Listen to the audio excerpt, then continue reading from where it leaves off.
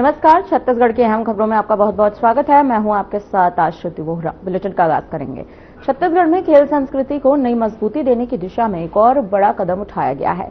Bastar Olympic की तर्ज पर आयोजित होने वाले सरगुजा ओलंपिक 2026 को लेकर तैयारियां पूरी हो चुकी हैं। मुख्यमंत्री विष्णुदेव साय ने आज सरगुजा ओलंपिक के लोगों और शुभंकर गजरू का अनावरण किया है। आपको बता दें, मुख्यमंत्री ने यह कहा कि सरगुजा अंचल के युवा पूरे मनोयोग और उत्साह के साथ इस आयोजन के लिए तैयार हैं, जिसका प्रमाण 12 खेल विधाओं में 3,50,000 से अधिक खिलाड़ियों का पंजीयन है।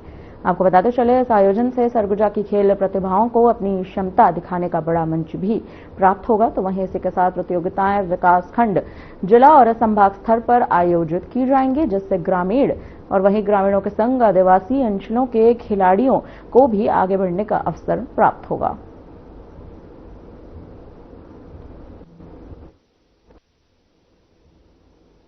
छत्तीसगढ़ के दुर्ग जिले में लोक निर्माण विभाग द्वारा निर्मित बीटी और सीसी सड़क कार्य का लोकार्पण किया गया है। आपको बता दें कि दुर्ग संभाग अंतर्गत लोक निर्माण विभाग द्वारा पीटी निवास रोड और कलेक्ट्रेट परिसर रोड के बीटी एवं सीसी नवीनीकरण कार्य पूरे कर लिए गए हैं। तो वहीं इन दोनों सड़कों की कुल लंबाई जो है वो लगभग 2.5 किलोमीटर है, जिस पर करीबन 90 लाख रुपए की लागत आई है। इन सड़क कार्यों का लोकार्पण 29 जनवरी को आयोजित कार्यक्रम में किया गया है। आपको बता दें, यहां पर इस मौके पर कार्यक्रम के मुख्य अतिथि छत्तीसगढ़ शासन के स्कूल शिक्षा, उच्च शिक्षा, विधि एवं विधायी कार्य मंत्री गजेंद्र यादव भी मौजूद रहे।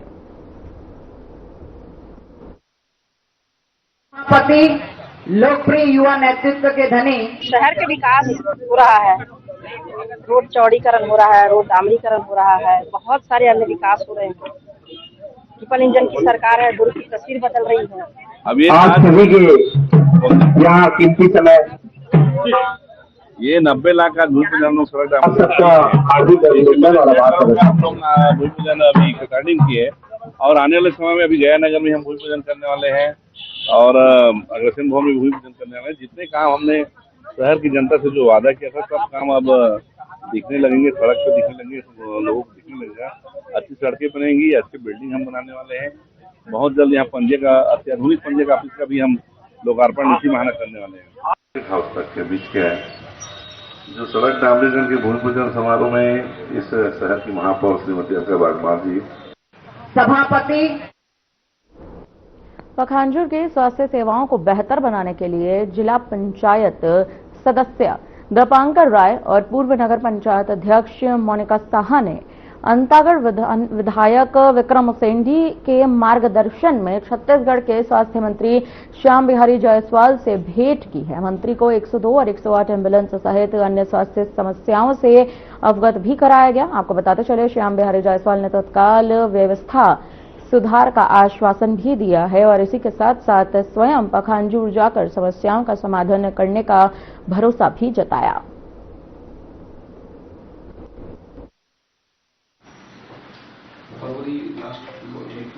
देखिए, पखांजूर की व्यवस्था को लेके आज मंत्री से बात हुआ और फरवरी के आखिरी तक मंत्री जी पखांजूर पहुंच रहे हैं और जो भी व्यवस्था सुचारू रूप से हो सके उसके लिए आश्वासन मिला और हमको स्टाफ नर्स की जो जरूरत था और डॉक्टर का, वो हो सके 2 दिन में वहाँ पे आ जाए। एम्बुलेंस की समस्या थी, एम्बुलेंस के लिए भी मंत्री जी से बात हुआ है, जिसका टेंडर भी लग चुका है और 2-4 दिन में ये एम्बुलेंस का भी व्यवस्था मतलब पूरे प्रदेश में मिलने वाले हैं। तो क्या माना जा सकता है पखांजूर में इस फरवरी तक पहुंचेंगे? बिल्कुल पखांजूर में हमारे मंत्री जी आज आश्वासन दिया है, उनको पखांजूर दौरा है फरवरी महीने के आखिरी तक और हमारे वहाँ जितना भी व्यवस्था की कमी है पूरे सुधारक रूप से सुधराया जाएगा। मंत्री जी से हमको आश्वासन मिला है। पहले तो बताऊंगी कि देखिए, कांग्रेस का काम है विपक्ष में रहते उनका आवाज को उठाना। उनके कार्यकाल में तो कुछ किया नहीं है। जो भी वर्तमान में जो अस्पताल के अच्छा स्थिति हुआ है वो भारतीय जनता पार्टी के कार्यकाल में हुआ है। हम लगातार मंत्री जी के संपर्क में थे। आज भी हम लोग मंत्री जी के यहाँ आए हुए हैं। माननीय मंत्री जी का धन्यवाद देना चाहूंगी कि जब मांग पत्र रखी, माननीय मंत्री जी ने तत्काल बोले कि अभी तुरंत 2-4 दिन के अंदर हम एम्बुलेंस वहाँ भेज देते हैं।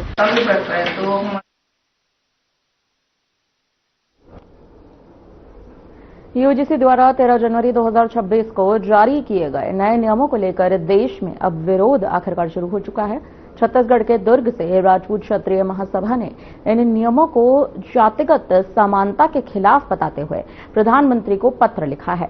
आपको बता दें कि राजपूत क्षत्रिय महासभा छत्तीसगढ़ इकाई क्रमांक 1282 ने पीएम मोदी को पत्र भेजकर यूजीसी के नए नियमों को वापस लेने की मांग भी उठाई है। महासभा का यह कहना है कि उच्च शिक्षा संसाधनों में जातिगत समानता के नाम पर लाए गए ये तमाम नियम जो हैं वो सामान्य वर्ग के छात्रों और शिक्षकों के अधिकारों का हनन करते हैं। वहीं जानकारी अनुसार आपको बता दें, महासभा के अनुसार इन नियमों से सामाजिक संतुलन बिगड़ने की आशंकाएं भी जताई गई हैं। इससे शिक्षा व्यवस्था में असमानता पैदा भी हो सकती है। वहीं पत्र में ये भी उल्लेख किया गया है कि यदि समय रहते इन तमाम नियमों पर पुनः विचार नहीं किया जाता तो इसका व्यापक विरोध जो है वो जरूर किया जाएगा। महासभा ने केंद्र सरकार और यूजीसी से मांग भी की है कि सभी वर्गों के साथ न्याय सुनिश्चित करते हुए नियमों में संशोधन किया जाए।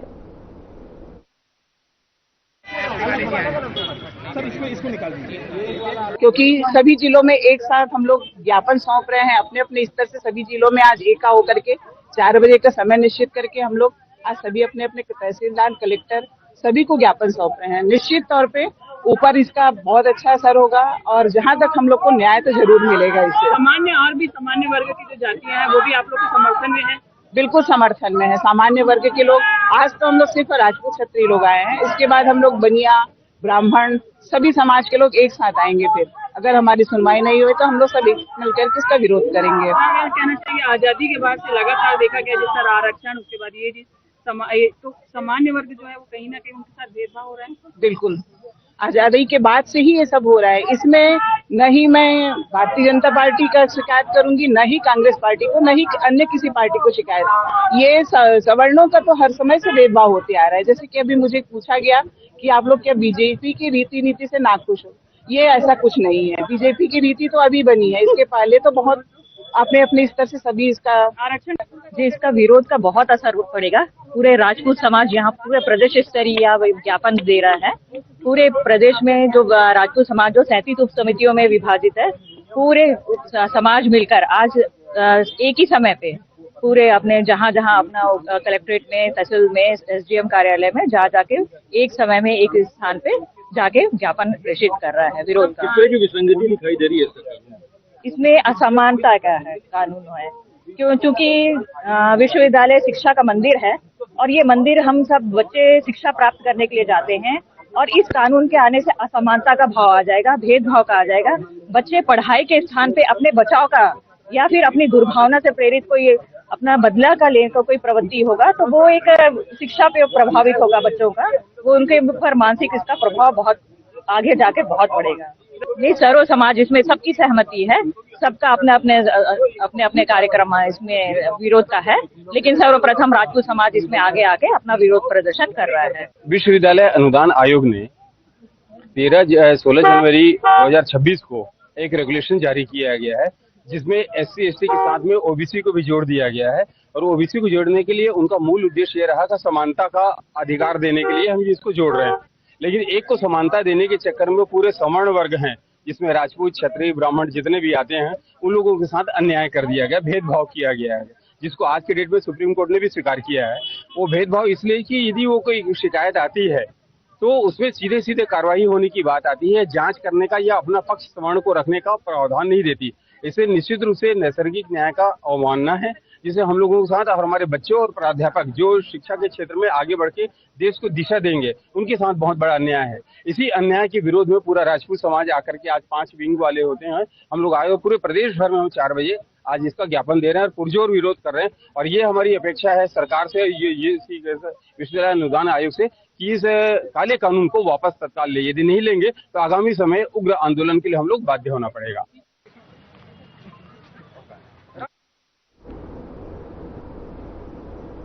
बीजापुर जिले से एक सनसनीखेज मामला सामने आया है जहां जिले के मंडल संयोजक विष्णु दुर्गम, निलया दुर्गम और उनके बेटों पर गंभीर आरोप लगे हैं।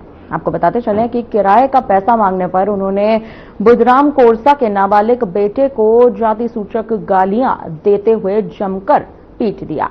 इस हमले में लड़के को चोटें भी आई हैं। पीड़ित परिवार और मुरिया समाज के लोग थाने पहुंचे। उन्होंने इस बात का आरोप लगाया कि आरोपी विष्णु दुर्गम, निलया दुर्गम और उनके बेटों के खिलाफ FIR दर्ज कराई गई है और आरोप लगाया गया है कि किराए का पैसा मांगने पर विवाद छिड़ गया।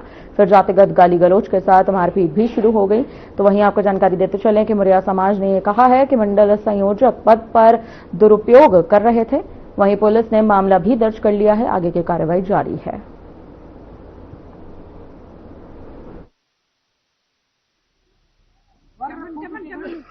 आज जिस तरह से हम समाज के हित के लिए लड़ते हैं, हमें आज सवेरे पता चला कि मुरिया समाज के द्वारा यहाँ पर हम थाना में उपस्थित हुए हैं। मकसद क्या है मैं बताना चाहता हूँ विस्तार से कि आज हम कहीं ना कहीं पिछड़े हुए हैं। हमारे लोगों को दबे और कुचले लोगों को लोग शोषित और प्रताड़ित कर रहे हैं। मैं सतीश मंडावी मुरिया समाज का युवा प्रभाग का डिस्ट्रिक्ट प्रेसिडेंट हूँ और साथ साथ में सर्वोदय समाज का सचिव हूँ ब्लॉक इकाई से। हम यहाँ पे आने का मकसद यही है कि कल इन्होंने आवेदन दिया, बावजूद FIR नहीं हुआ, इसलिए आज मुरिया समाज को आवेदन मिलने के बाद हम थाना में उपस्थित होकर जो विष्णु दुर्गम और उनके जो साथियों ने मिलकर इनके बेटा को मारे हैं उसी खिलाफ FIR दर्ज करने के लिए यहाँ पे आए हैं। जिस बच्चे को मारपीट किया उनका एज है 17। ऐसे घटना हुआ है, मतलब मेरे बच्चे से, जहाँ मैं नीलया और विष्णु दुर्गम के घर में फ्लैट किराया पर बल्ली दिया था, उन पैसाओं को ले निकली। मैं बच्चों को उसके घर भेजा और भेजने के बाद शायद कुछ देर के बाद उनसे बात हुआ। फिर बच्चे वापस मुड़ के गाड़ी में बैठे थे, उस समय पीछे से आके नीलया दुर्गम बच्चे को मारा, उसके बाद उसके बच्चे लोग मारे, फिर उसके बड़े भैया मारे, फिर बाद में विष्णु दुर्गम आके मेरे सामने मारा है। फिर मैं भी उस समय सामने ही था। मैं बोला हूँ कि ऐसे कैसे आप मार रहे मेरे सामने मेरे बच्चे को, इस प्रकार से नहीं मारना चाहिए, आपको पैसा देना है। मैं पैसा के लिए मैं भेजा था, ऐसा मैं उनको बताया। मैं मेरे बच्चे को मारपीट किया है, उसका न्याय चाहता हूँ, उस पर कड़ी कार्रवाई होना चाहिए, या तो उसको कुछ दिन के लिए जेल में रखना चाहिए। ऐसा मैं ऐसे लोगों को कड़ी कार्रवाई होना चाहिए। और मैं समाज को लिखित बद में दिया हूँ। फिर मेरे साथ समाज FIR करने के लिए यहाँ तक थाना पहुँचे हैं।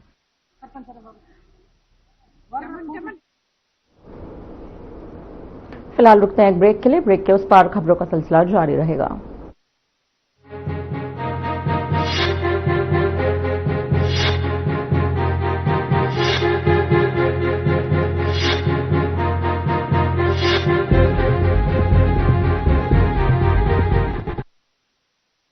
लोग सेहत बनाने के लिए क्या क्या नहीं करते, जिम जाते हैं, कसरत करते हैं, काजू बादाम प्रोटीन के डिब्बे तक घोल घोल कर पीते हैं, फिर भी उनकी सेहत नहीं बनती क्योंकि उनका पाचन तंत्र खराब है। और जब तक के पाचन तंत्र दुरुस्त नहीं होगा, वो जितना मर्जी अच्छे से अच्छा खा ले, उनकी सेहत नहीं बन सकती। इसलिए हमारी संस्था सन्यासी आयुर्वेदा ने एक ऐसी दवा का निर्माण किया है जो कि आपके लिवर को, आपके पाचन तंत्र को दुरुस्त करने का काम करती है, ताकि आप जो भी खाएं उसका पूरे का पूरा निचोड़ आपके शरीर को लगे, आपकी भूख बढ़े, खाया पिया सही से लगे, नया खून बने, हड्डियों में जान आए, वजन बढ़े और आप मोटे तगड़े खूबसूरत पर्सनैलिटी के मालिक बन जाए।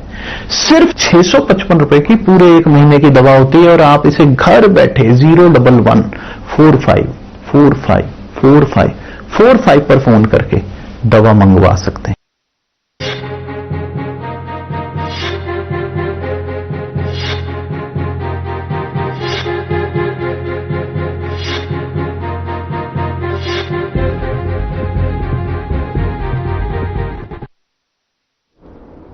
ब्रेक के बाद एक बार फिर आपका स्वागत है। बढ़ते हैं खबरों में आगे। छत्तीसगढ़ में बीजेपी सरकार के 2 साल पूरे हो चुके हैं, जिसे लेकर कांकेर विधायक आशाराम नेताम ने सरकार के किए कार्यों को बताया। देखिए रिपोर्ट।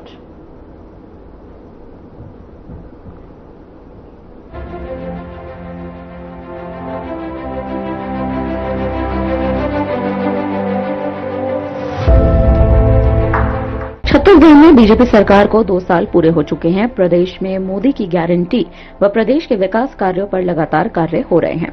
2 साल के कार्यकाल को लेकर कांकेर विधानसभा के विधायक आशाराम नेताम ने अपनी बातों को रखा और कार्यों को भी गिनवाया। आशाराम नेताम ने कहा कि पीएम मोदी और सीएम विष्णुदेव साय के मार्गदर्शन में 2 साल बेमिसाल रहे हैं। जनता की मांगों और समस्याओं पर पूरी तरह से कार्य किया गया है और आने वाले समय में भी बेहतर कार्य किया जाएगा। छत्तीसगढ़ में जो विधायक चुन के आए उनका 2 साल का कार्यकाल पूर्ण हो चुका है और इन 2 सालों में क्या कुछ उपलब्धि रही है, किस तरह से 2 साल बीता, इन तमाम बातों से बात करने के लिए हमारे साथ कांकेर के लोकप्रिय विधायक आशाराम नेताम जी, उनसे बात करेंगे। आप लोग का कार्यकाल 2 साल लगभग पूर्ण हो चुके हैं। 2 सालों का सफर को किस तरह से देख रहे हैं? 2 साल का सफर बहुत ही अच्छा था। पहले तो कैलेंडर नववर्ष की ढेर सारी बधाई एवं शुभकामनाएं देता हूं। आज हमारे देश के प्रधानमंत्री नरेंद्र भाई मोदी जी का और हमारे छत्तीसगढ़ के मुख्यमंत्री विष्णुदेव साय जी के मार्गदर्शन अनुसार 2 साल बहुत ही अच्छा ढंग से चला, क्योंकि वो जो कहते हैं वो करते हैं। उसी तारतम्य में जनता जनार्दन का भी काम 2 साल में बहुत ही अच्छा ढंग से हुआ और निर्माण काम भी हुआ अच्छा। और जो सरकार की योजना है, महातारी अंदन योजना, किसानों का 3100 का धान खरीदना, ये सुचारू रूप से बहुत ही अच्छा ढंग से चल रहा है और बहुत बहुत जो काम भी हुए जनता जनार्दन का, जैसे उनकी किसान सम्मान निधि है, उनका भी पूरा हुआ और किसानों को जो 2 साल का बोनस देने का था वो भी किसानों का 2 साल का बोनस मिला। इससे 2 साल की उपलब्धि बहुत ही अच्छा ढंग से, गरिमा ढंग से बीता और आगे की भी जो है 3 वर्ष अच्छा चलेगा, ऐसा जनता जनार्दन के सहयोग और उनकी अपेक्षा से मैं आश्वस्त करता हूं। जी, आपके विधानसभा क्षेत्र में जो आपके विधानसभा क्षेत्र के लोग हैं उनको भी आपसे काफी उम्मीदें हैं कि क्षेत्र में लगातार विकास कार्य हो और जैसे कि जो उनकी आवश्यकताएं होती हैं, मांगे होती हैं, उनको आप तक पहुंचते हैं, कार्यालय में आप तक संज्ञान में रखते हैं, मांगे भी रखते हैं। लोगों को अपेक्षाएं आपसे बहुत ज्यादा, क्योंकि मैं गांव में निवासरत रहता हूं तो गांव में हर कोई आता है, अपना समझ के आता है और मैं उनको भी अपना परिवार, अपना बेटा, अपना भाई समझता हूं। और जो बराबरी होता है, यारी दोस्ती होता है, तो हर कोई उनसे इच्छा रखता है, उनकी मांग रखता है कि मैं विधायक जी को मैं बोलूंगा, मेरा दोस्त है, मेरा भाई है, मेरा बेटा है। ऐसा करके लोग आते हैं और मांगते हैं। उनकी जो काम बनने का रहता है हम बना देते हैं। जो समस्या रहता है उनको सरकार को, शासन को, अधिकारियों को अवगत कराते हैं, निर्देश भी करते हैं। और आज काम हो ही रहा है और नहीं होता उसमें फिर दोबारा आते हैं, फिर उसमें हम लोगों ने पूछते हैं कार्यकर्ता के माध्यम से, हमारे जो संगठन के अध्यक्ष हैं, महामंत्री हैं, उनके माध्यम से भी करके हम काम कराने के प्रयास में तत्पर रहते हैं और काम हो रहा है, ऐसा मुझे महसूस है। आप 2 साल में देखें सर, 2 साल में लगातार काम हुए हैं आपके क्षेत्र में, मोटा मोटा देखें तो ऐसा क्या क्या काम अब तक आपने कर किया है? आज हमारे देश के प्रधानमंत्री के अनुसार, उनकी आशीर्वाद से जो किसानों का आय डबल हो, उस तारतम्य में हमारे छत्तीसगढ़ के मुख्यमंत्री विष्णुदेव साय जी के सहयोग, उनकी आशीर्वाद से किसानों का आय कैसा डबल हो, ऐसे करके उसने जो नालियों का स्वीकृति करना, चेक डैम का स्वीकृति करना और रोड का स्वीकृति करना, किसानों के लिए मैन्युफैक्चर का स्वीकृति करना, मत्स्य संपदा योजना लागू करना, ऐसा बहुत ही जो काम है वो बहुत अच्छा हो रहा है और जो मांग रहे हैं वो सरकार ने दे रहा है, हमारे विष्णुदेव साय सरकार ने दे रहा है। हमने देखा पिछले दिनों आपने चनार से लेकर नरहरपुर की जो सड़क है उसका भी भूमि पूजन आपने यहाँ पर किया है। इसको किस तरह से देखते हैं क्षेत्रवासियों? क्षेत्रवासियों का बहुत पुराना मांग था, हर बार वो लोग मांगते थे। हम लोगों ने भी जब सरकार में नहीं थे, संगठन में हम उस समय मंडल अध्यक्ष थे, उस समय को भी हम मांगा था और हमने उस समय कांग्रेस की सरकार थी और कांग्रेस सरकार ने एक गाड़ी या एक ट्राली मुर्मी नहीं डाले थे। आए दिन उस क्षेत्र के जनता जनार्दन कहीं एक्सीडेंट होना, कहीं गिरना, कहीं हपटना। एक छोटा सकरा रोड है जो कब बना है किसी को पता नहीं, छोटा सा बना है उसी के लिए हमने मांगे, हमने पैदल भी चले और उसी की परिणति है। और हमारी जनता जनार्दन की आशीर्वाद है, हमारे संगठन के शीर्ष नेताओं की आशीर्वाद है, वहां के पदाधिकारियों का आशीर्वाद है, जो आज उनकी सहयोग, उनकी आशीर्वाद से आज 40 करोड़ रुपया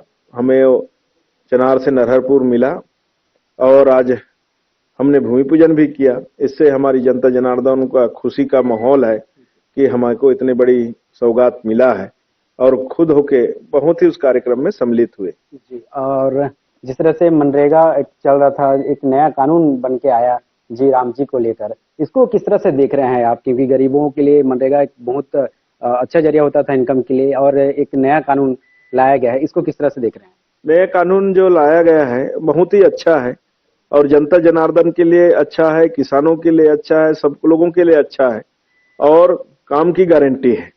रोजगार की उस समय गारंटी था, अब काम की गारंटी है, रोजगार की गारंटी है। जो उस समय 100 दिन का काम मिलता था, अब 125 दिन के काम मिलेंगे और उस काम में विभाजन हुआ है।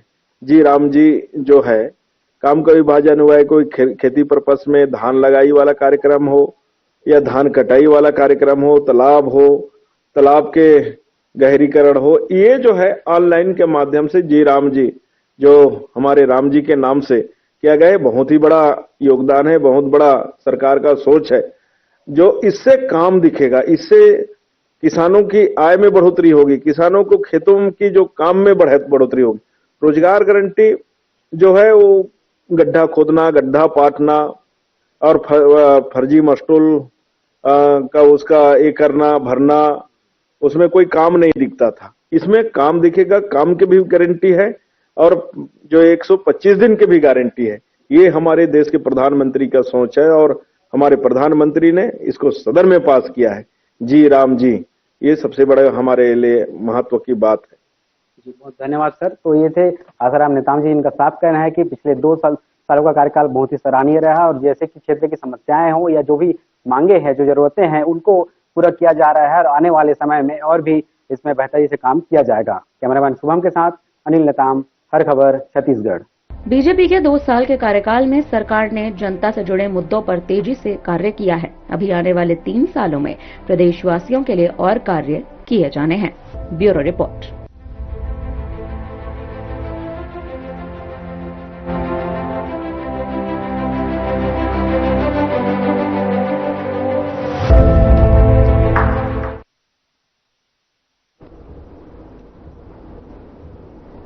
छत्तीसगढ़ सरकार ने प्रदेश में पर्यटन को बढ़ावा देने की दिशा में एक बड़ा फैसला ले लिया है। सरकार ने राज्य भर में 78 पर्यटन स्थलों के विकास को आखिरकार मंजूरी दे दी है।